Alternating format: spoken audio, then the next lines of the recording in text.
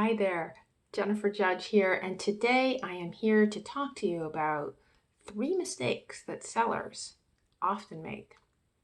Now, I know you're probably someone who never makes a mistake, but let's talk about everybody else, okay? So, first of all, a lot of sellers don't take time to study the market. You know what? Everyone's got jobs, everybody's busy, and how often do we say, gosh, things just go by in a heartbeat, right? Well, so that's true. But guess what? The market can change also. It can change month to month, and sometimes week by week, we see differences in the market. So if you're trying to sell your market, if you're trying to sell your house, and you're thinking about what your friend told you 3 months ago, it might be really bad advice. So know your market.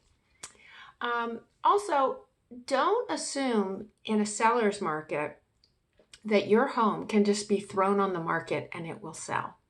Because maybe there's a world where, yes, it will sell, but will it sell for as much as it's really worth? And little tiny things can make a difference.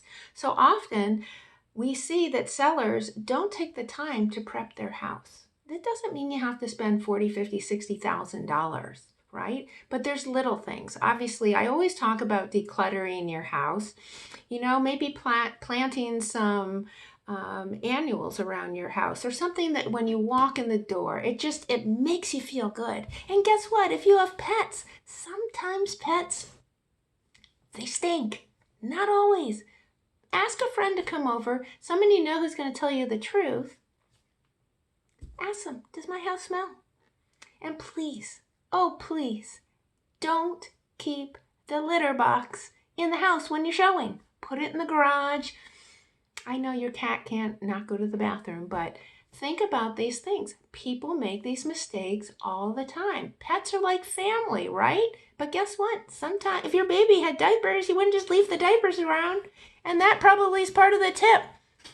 Don't leave diapers in the house that are full of poo-poo when you show in the house. Not that hard. Okay, let's see.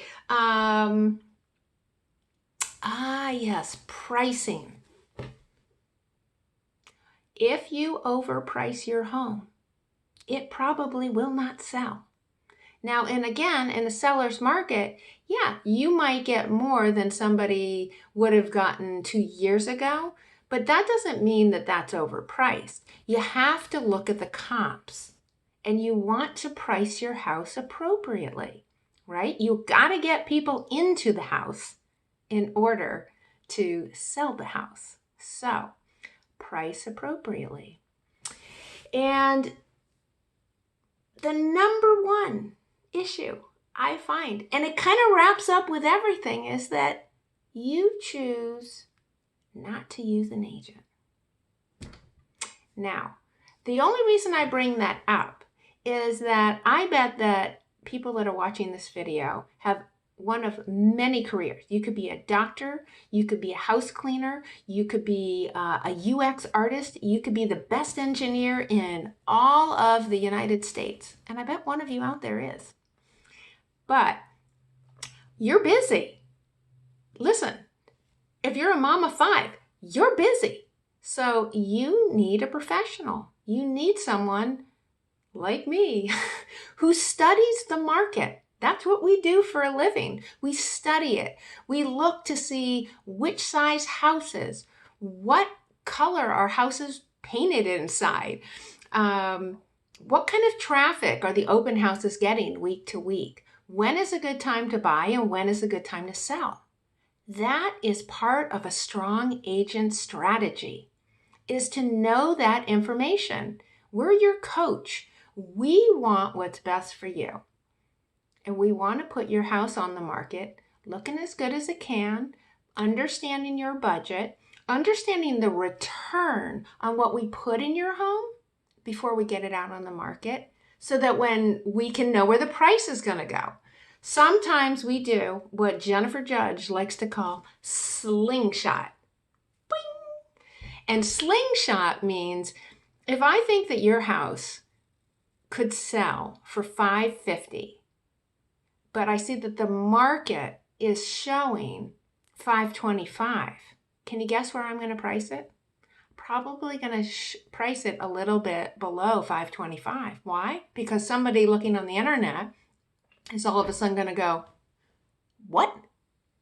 I need to go see that house. Why? It drives curiosity. It's human nature, right? So there's an art to it and there's a science to it.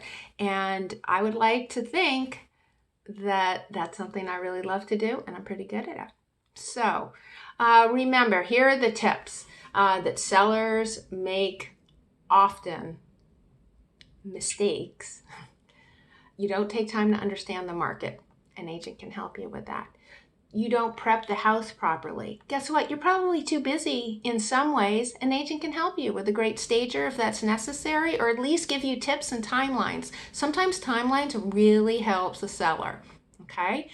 And they overprice the house, right? Because they think they know best. Listen, speak to an agent and let them work with you. We are cheerleaders for you, but we're also strategists.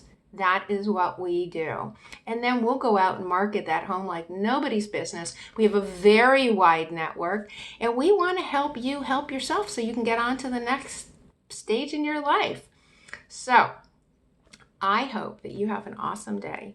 And I hope that if you are considering selling, reach out to me so I can help you help yourself in preventing making the most common mistakes that sellers make. You can reach me at jjudge@kw.com. I can't wait to hear from you and have a great day.